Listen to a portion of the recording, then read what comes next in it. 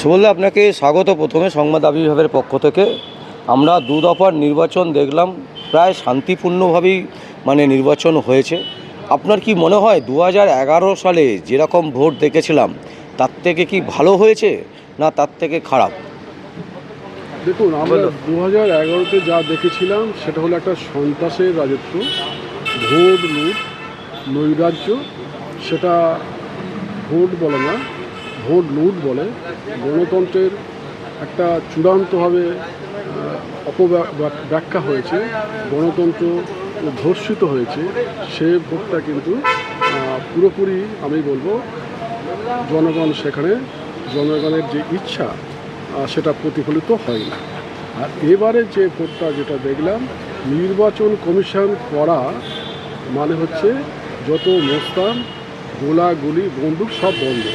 এবারে নির্বাচন খুব ভালো, শান্তি শৃঙ্খলা, নির্বিঘ্নে শান্তিতে জনগণ ভোট দিতে পেরেছে, এইটুকু আমি বলতে পারি, এবং ভয়মুক্ত হয়ে ভোট দিয়েছে।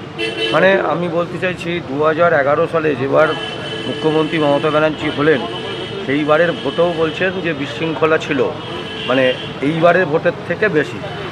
সেবারে তো অবশ্যই ছিল, ভুরি ভুরি ছিল। সেবারে নির্বাচন কমিশন অন্ধ ছিল, এবারে নির্বাচন কমিশন খুব কড়া ছিল, যার ফলে মোস্তানরা ছিল গর্তেতে, জনগণ ছিল বাইরে, তারা নির্বিঘ্নে ভোট দিতে পেরেছে। আর গতবারে তো ভোটই হয়নি, গতবারে তো মোস্তানদের দাপাদাপি দেখেছি। নির্বাচন কমিশন শুধু জগন্নাথ হয়ে বসছিল, এবার তো তা নয়। এবারে নির্বাচন কমিশন কড়া ছিল, সেন্ট্রাল বাহিনী কড়া ছিল, রাজ্য বাহিনী পুলিশ কড়া ছিল। পুরো অ্যাডমিনিস্ট্রেশন তো নির্বাচন কমিশনের দ্বারাই পরিচালিত হয়েছে, যার ফলে কি জনগণ স্বতঃস্ফূর্তভাবে ভোট দিয়েছে, তাদের কোনো অসুবিধা হয়নি, তারা নির্ভয়ে ভোট দিয়েছে। এখন যে জনগণ যে ভোটটা দিয়েছে, কোনো পক্ষকে রেগিং তুলেছে? কোনো পক্ষ তো বলে রেগিং হয়নি, তাহলে ভোটটা শান্তিতে হয়েছে। একটাও রক্তপাত হয়নি, একটাও মৃত্যু হয়নি। গতবার তো রক্তপাত হয়েছে, মানুষের মরে গেছে, যার ফলে যদি ভোট যদি হয়, দুঃখের কারণ হয়, রক্তপাত হয়, ব্লাড স্প্রেড হয়, সেটা ভোট নাকি? তা গতবারে যেটা হয়েছে এবার তো তা দেখিনি। এবার দু চারটে একটা বড় রাজ্য, বহুল রাজ্য, টুকটাক এই গণ্ডগোল লাগতেই থাকে। শুধু তাই না, আজকে তো আপনার হচ্ছে বা ইলেকশন হচ্ছে, যেখানে যে সমস্ত বুথে টিএমসি গণ্ডগোল করেছে। এবারে ভোট আমি বলে খুব সুন্দর হয়েছে, শান্তি শৃঙ্খলভাবে দিয়েছে। আপনাকে একটা কথা বলি, এই ভোটটা কী হচ্ছে জানেন? আপনি কল্পনা করুন 1946 সাল, ধরুন ব্রিটিশ পিরিয়ড, তখন ভোট হলে কি হতো? তখন ভোট হলে একচেটিয়া ভোট, ব্রিটিশদের বিরুদ্ধে ভোট, একচেটিয়া ভোট। তাহলে ধরুন 99%, 80%, এমনকি 100%। ঠিক তেমনভাবে জনগণ এত রুষ্ট বর্তমান সরকারের উপর, বর্তমান তৃণমূল সরকারের উপরে, সেইগুলো প্রতিফলিত হয়েছে এই ভোটে, যার ফলে 92-93% ভোট পড়েছে। আমার মনে হচ্ছে একটা মুক্তির সন্ধান পেয়ে গেছে এই ভোটের মাধ্যমে, এবং আমি নির্বাচন কমিশনকে অনেক অনেক ধন্যবাদ দেবো। আমার খুব ভালো লাগছে নির্বাচন কমিশনের শতার্থক ভূমিকা। নির্বাচন কমিশন ভালো হলে, করা হলে কীভাবে ভয়মুক্ত পরিবেশ তৈরি করা যায়, কীভাবে গণতন্ত্রের সংজ্ঞাকে যথার্থভাবে প্রয়োগ করা যায়, সেটা হচ্ছে নির্বাচন কমিশন দেখিয়ে দিয়েছে। এই নির্বাচনে আটটা জিনিস আমি দেখেছি, আমার খুব ভালো লাগলো। এই নির্বাচনটা যদি আমি অর্জুন বা পার্থ, দেখবেন হচ্ছে আমাদের শুভেন্দু অধিকারী, আর হচ্ছে রথের সারথি হলো বিপ্লব কুমার দেব। এই দুজনার নেতৃত্বে যেভাবে ভোটটা পরিচালিত হয়েছে, আমার খুব ভালো লেগেছে যে একটাও মোস্তান টাফু করতে পারবে। এবং চাণক্য তো অমিত শাহ সারা করলে ছিলেন, কন্ট্রোলিং করছিলেন, কোনো মোস্তান এখন তো বলে দিলেন তো আমাদের দাবান যে মোস্তানরা তৈরি হয় নেতাদের দ্বারা, তো মোস্তানরা কোনো মোস্তানই। ভোট খুব ভালো হয়েছে, জনগণের কোনো ক্ষোভ নেই, আনন্দ পেয়েছে, স্বতঃস্ফূর্তভাবে ভোট দিয়েছে, কোনো পক্ষ রিগিং তোলেনি। তাহলে কোনো পক্ষ যখন রিগিং তোলেনি ধরে নিতে হবে ভোট স্বতঃস্ফূর্ত হচ্ছে, ভালো হয়েছে। বলছি, শোনা যাচ্ছে যে বুথে যে কাউন্টিং হবে সেই কাউন্টিংয়ের নাকি এজেন্ট পাচ্ছে না তৃণমূল কংগ্রেস, কীভাবে দেখছেন ব্যাপারটা? দেখুন, একটা কথা বলি, জনগণ খুব সুন্দর, জনগণ খুব ভালো, বিবেকবান, আর নেতাগুলো হলো ঠিক তার বিপরীত, দুষ্ট। একটা কী বলে, series of scoundrel gathers in the politics, সবাই না, ব্যতিক্রম আছে। এখন যেহেতু তৃণমূল শাসক শ্রেণীতে ছিলেন, যার ফলে স্কাউন্ডেলগুলো একজোট হয়েছিল মধু চষার জন্য, ক্ষমতা ভোগ করার জন্য, টাকা লুট করার জন্য। এখন দেখছে যে মমতা সরকার নামক যে তরি ডুবতে বসেছে, হয়তো এই ডুবন্ত নৌকা কেউ পা দিতে চাইছে না, তাই আস্তে আস্তে সরে আসছে, এরকম হতে পারে। সবাই দেখছে বিজেপির হাওয়া, বিজেপি আসবেও বটে, এ ব্যাপারে কোনো সন্দেহ নেই। আমরা চাই বিজেপি সরকার আসুক, উপরে কেন্দ্র নিচে রাজ্য দুটো সরকার যদি একজোট হয়ে যায় তাহলে কী হয়, ডবল ইঞ্জিনের সরকার হলে উন্নয়ন হবে। উন্নয়নটা দেখুন, আমাদের উন্নয়নের কিছু দরকার নেই, কেন্দ্রের যে প্রজেক্টগুলো আছে সেইগুলো প্রয়োগ করলে রাজ্যে অনেক ডেভেলপমেন্ট হয়ে যাবে। বলছি শ্রমিক ভট্টাচার্য ইতিমধ্যে ডিক্লেয়ার করেছে যে 4 তারিখের আগে যদি কেউ বিজেপিতে আসতে চায় তাদের জন্য ওপেন আছে, 4 তারিখের পর আমরা কাউকে নেব না। এই সিদ্ধান্তটাকে কীভাবে দেখছেন? এই সিদ্ধান্তটাকে আমি ভালো চোখে দেখছি না। যে লোক চুরি করেছে, ডাকাতি করেছে, খুন করেছে, সেই যদি বলে 4 তারিখে আগে বিজেপিতে জয়েনিং করবে, আমি মানতে পারলাম না। বিজেপি হলো একটা ক্যাটার ভিত্তিক দল, RSSের দল, ওদের আগে মেন্টাল ট্রেনিং দরকার, তারপরে বিজেপিতে আসা উচিত। আমি আসবো, ক্ষমতা ভোগ করবো, টাকা চুরি করবো, তাহলে কিন্তু এটা অশুভ ইঙ্গিত। 4 তারিখ কেন 5 তারিখ কেন কোনো তারিখেই আসা উচিত নয়। তাকে আগে বিজেপি যোগ দেওয়ার জন্য যে যোগ্যতা অর্জন করতে হবে, সেই যোগ্যতা অর্জন করলে তবে বিজেপিতে আসতে পারবে। বিজেপিতে ঢোকার একটা ক্রাইটেরিয়া থাকা উচিত। আদরেই যে কেউ চলে গেল আর বিজেপিতে সে লিডার হয়ে গেল আর জনগণ মেনে নেবে, এটা ভাবার কোনো কারণ নেই। ঠিক একই রকমভাবে দেখুন, গত নির্বাচনে যারা তৃণমূল থেকে যারা আমরা গাড়ি দিয়েছিলাম তারা বিজেপির টিকিট পেয়েছিল, তারা সবাই হেরে গেছিল। এখন যদি সমীরবাবু এটা বলে থাকেন, কী অর্থে বলেছেন আমি জানি না, উনি বর্ষিয়ান লিডার, ভালো বোঝেন আমার থেকে, কিন্তু আমি এটা বলবো, এটা যদি করেই থাকে বা বলেই থাকে যে 4 তারিখের আগে যারা আসবে তাদের বিজেপিতে স্বাগত, আমি এই সিদ্ধান্ত একদিন। বলছি কতটা মনে হচ্ছে বিজেপি আসছে, মানে কি ফিগার দাঁড়াতে পারে? দেখুন, আমি ফিগার পরিসংখ্যান বলতে পারবো না, আমি সায়েন্সের স্টুডেন্ট বা ভোট বিজ্ঞানী নয়। আমি এইটুকুই বলতে পারি যে এটা বিজেপির মন্ত্রিসভা গঠন হবে, মেজরিটি নিয়ে আসবে বিজেপি সরকার। মানে যদি মুখ্যমন্ত্রী হিসাবে কাউকে আপনাকে চয়েস করতে দেওয়া হয়, অবশ্যই।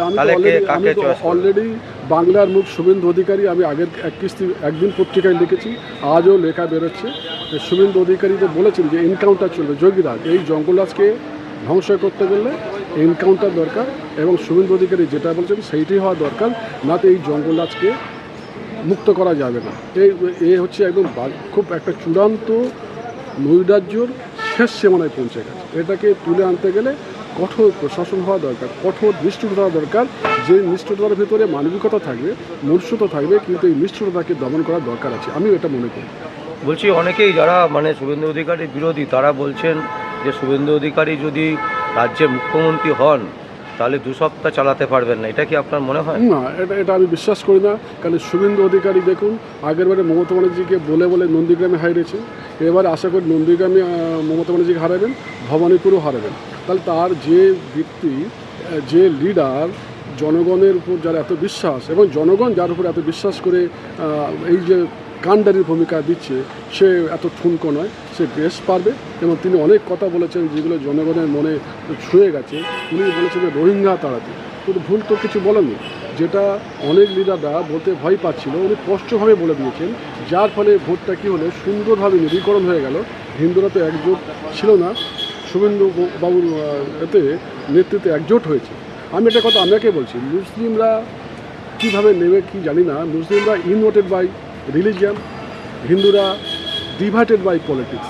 এ ব্যাপারে অস্বীকার করার কোনো জায়গা নেই। হিন্দুরা বিভাজন হচ্ছে রাজনৈতিক কারণে, সেই জায়গাটা শুভেন্দুবাবু খুব সুন্দরভাবে হিন্দুদেরকে একজোট করতে পেরেছে, এবং এই ভোটটা সুন্দরভাবে মেরীকরণ হয়েছে। পুরো হিন্দু ভোট, দু একটা ভোট অন্য জায়গায় যেতে পারে, কিন্তু এই ভোটটা পুরোটাই বিজেপির পক্ষে গেছে, এবং শুভেন্দুবাবুর জন্য এটা শুভেন্দুবাবুর বড় ক্রেডিট। শুধু নয়, বিপ্লববাবুও তাই, যিনি রাজ্যের ত্রিপুরা রাজ্যের তৎকালীন মুখ্যমন্ত্রী, বর্তমানে এই রাজ্যের মুখ্য অবজারভার, নির্বাচনী অবজারভার, এই দুজন খুব সুন্দরভাবে ভোটটাকে পরিচালনা করেছেন, এবং যার ফলে জনগণ সুন্দরভাবে ভোট দিয়েছেন।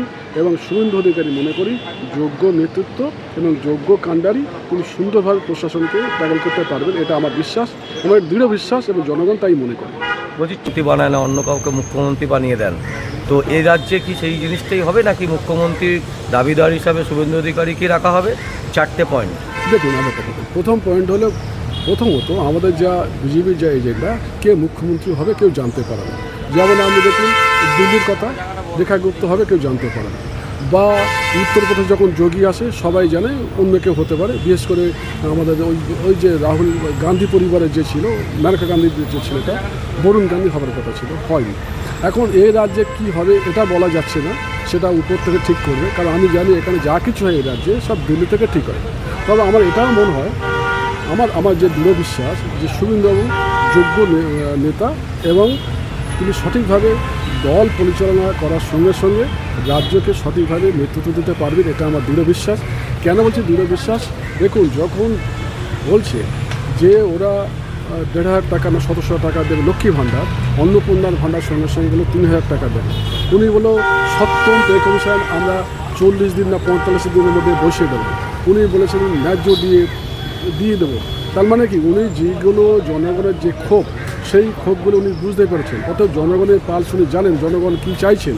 তা জনগণের পাল যিনি বুঝতে পারেন, যিনি জনগণের ভয়েস, তিনি তো শুভেন্দু অধিকারী ছাড়া কাকে আমি মনে করবো? আমি তো মনে করি Suvendu Adhikari is the best person who knows the voice of the public.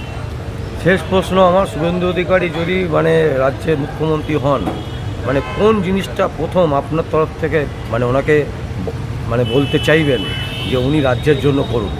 আমি এটা প্রথম বলবো যে বেকাররা যেভাবে নৈরাশ্যের মধ্যে আছে, বেকারদের চাকরি সংস্থান এটা চাইব। শিল্প হলেই অটোমেটিক্যালি ছেলেমেয়েরা চাকরি পাবে। আমাদের কেন্দ্রে যে প্রজেক্ট আছে, নতুন প্রজেক্ট নয়, এই প্রজেক্টগুলো যেগুলো মমতা যে আটকে রেখেছে, থমকে গেছে, এই প্রজেক্টগুলো চালু হলে অনেক বেকার ছেলেমেয়েরা কাজ পাবে।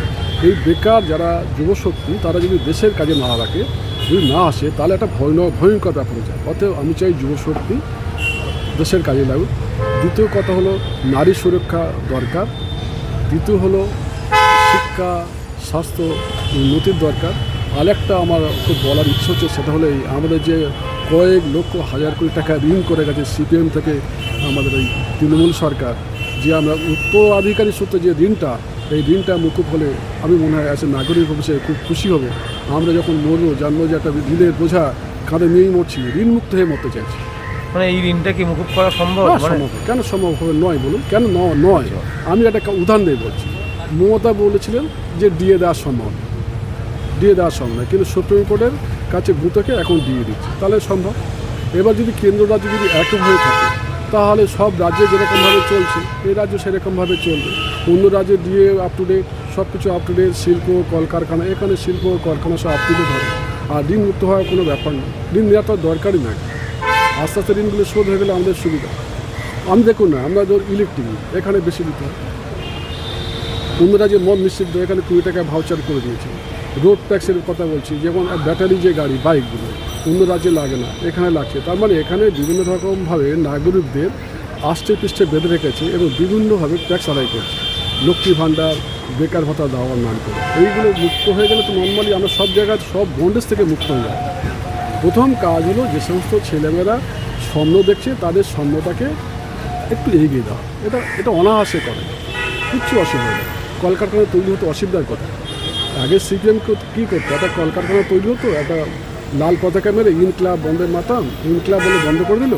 আর মমতা মানে যে কীভাবে বন্ধ করলো, আমাকে তোলা দাও, তাহলে তুমি কোম্পানি চালাবে, যে তোলা দিতে পারবে না সে কোম্পানি বন্ধ করে দেবে। যার ফলে যেসব কোম্পানি দেখবে, যেসব কোম্পানি কর্ণধার, সে থাকে কোথায় দিল্লিতে, আর তার কোম্পানির মালিক কোম্পানি পাহারা দেবে, বলছে রেলের মাল চুরি হয়ে গেছে, দাও ওকে জেলে পুরে দাও। আমাদের বজবজ লাইন বা ডায়মন্ড লাইনে যে সমস্ত কোম্পানিগুলো আছে আস্তে সব বন্ধ হয়ে যাচ্ছে, কারণ ওখানে অভিষেক এবং তার দলবল, বিশেষ করে যে ছেলেটা জাহাঙ্গীর খান যেভাবে টাকা তুলতো, ও তো ব্যবসা করতেই পারছে না। এরকমভাবে যদি ব্যবসার ক্ষেত্রে যদি এত হিউজ পরিমাণ টাকা আদায় করে, ডিম্যান্ড করে, তো কোম্পানিগুলো চালাবে। এগুলো বন্ডেজ থেকে মুক্ত হলে শিল্প কলকারখানা অনায়াসে হবে, এনে দুশ্চিন্তার কোনো কারণ নেই। আমরা এই দুশ্চিন্তা এইটাই করছি যে আমরা তো কখনো সুন্দর মুখ দেখে অন্ধকার থাকতে থাকতে যদি আমরা চোখে ঝপ করে আলো আসে কী হবে? চোখটা আলো দিকে যাবে, একটু বেড়ে যাবে। আমরা এই অবস্থায় আছি বলে তাই এরকম ভাবছি। সুন্দর স্বপ্ন দেখা যায়, সুন্দর স্বপ্ন দেখানো যায়, এবং আমি মনে করি বিজেপির হাত ধরেই এইগুলো সম্ভব।